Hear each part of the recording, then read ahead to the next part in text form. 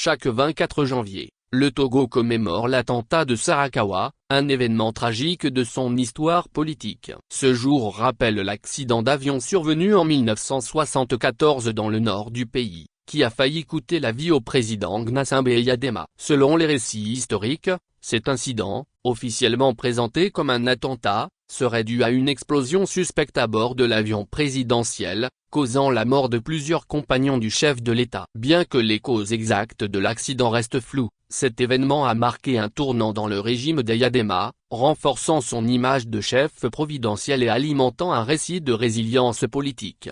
Cependant, à l'analyse, cette commémoration soulève des interrogations profondes sur sa pertinence, son impact sur l'unité nationale et la gestion des ressources, notamment les phosphates, qui constituaient un enjeu central à l'époque.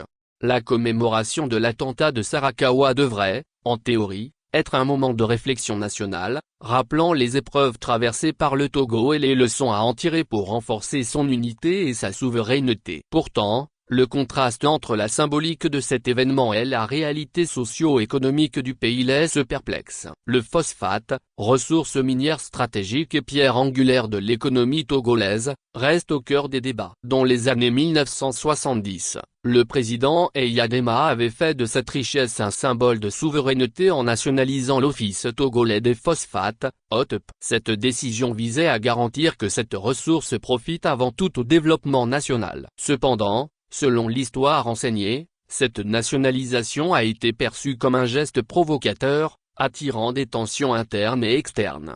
Aujourd'hui, le paradoxe est flagrant. Cette vision de souveraineté semble avoir été trahie. Les richesses minières continuent d'être bradées par des accords opaques avec des entreprises étrangères, laissant la population togolaise en marge des bénéfices. Ironiquement, ceux qui célèbrent Sarakawa sont les mêmes qui, par leur gestion contestée, sapent les idéaux qu'Eyadema prétendait défendre. Si le président défunt pouvait observer cet état de fait, il aurait sans doute regretté de voir son combat pour la souveraineté vidé de son essence.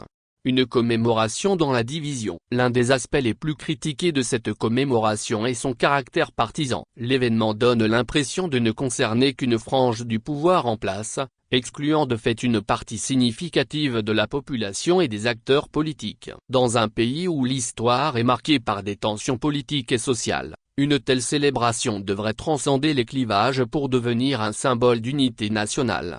Le refus d'associer les leaders de l'opposition, y compris le chef de file de l'opposition à polémique, à cette commémoration est révélateur. En n'envoyant pas d'invitation officielle aux figures politiques de tous bords, le pouvoir transforme un événement qui pourrait être fédérateur en une affaire de pouvoir. Ce manque d'inclusion affaiblit la portée symbolique de la commémoration et renforce le sentiment qu'il s'agit davantage d'une célébration d'un régime que d'un fait historique national.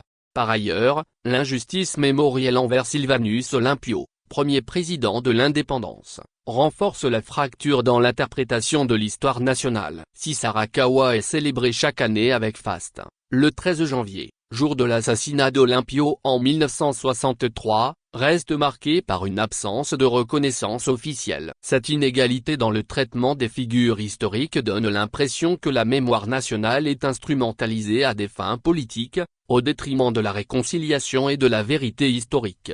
Une nation qui aspire à la souveraineté et à la stabilité ne peut construire son avenir sur une mémoire fragmentée et partisane. Reconnaître les contributions et les sacrifices de toutes les figures historiques, y compris Olympio, serait un pas significatif vers une réconciliation authentique et une unité nationale durable.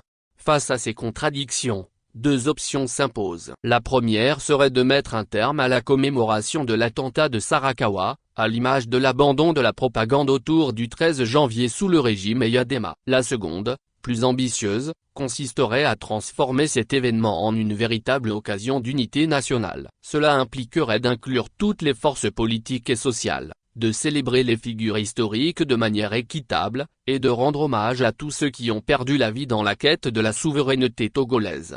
Dans un contexte où le panafricanisme émerge comme un moteur de réveil des peuples, la commémoration de Sarakawa dans sa quintessence ne peut plus être un outil de division ou une vitrine politique. Elle doit devenir un symbole de mémoire partagée et d'engagement commun pour l'avenir du Togo. L'heure est venue pour le pouvoir en place de démontrer qu'il a tiré les leçons du passé, en s'inscrivant dans une dynamique de justice, d'inclusion et de respect des idéaux de ceux qui ont marqué l'histoire nationale.